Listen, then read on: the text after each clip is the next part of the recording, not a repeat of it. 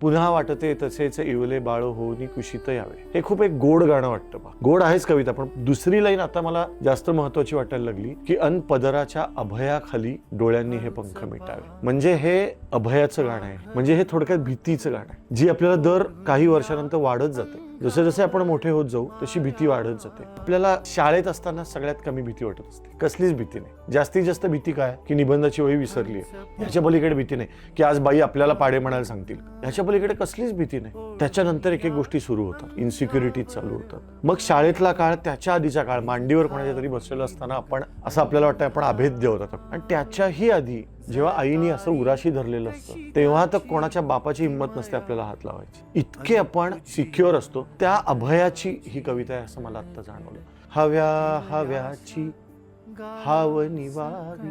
जरा कळायला लागल्यानंतर एवढं पोर झालं ना की त्याला काहीतरी हवं असतं. मला हे हवं, मला ते हवं, ती निवावी. म्हणजे त्याच्या आधीच्या स्टेजमध्ये परत जावं आपण. अवघड आहे फार. पण आता मला असं वाटतं की ती हव्या हव्याची हाव जी असते की मला असं पण करायचंय, मला तसं पण करायचंय, ती निवावी आणि सुखे सुखे गंगेत न्हावे. अंगाला पाणी न लागता गंगा स्नानाचा अनुभव कधी मिळेल तर आईनी जवळ धरल्यानंतर. असे इतके पर्स्पेक्टिव्ह आता बदलले, म्हणून वाटलं की हे गाणं रेकॉर्ड करावं. कारण आता कदाचित ती कविता मी जास्त पोचवू शकेन गाण्यामध्ये.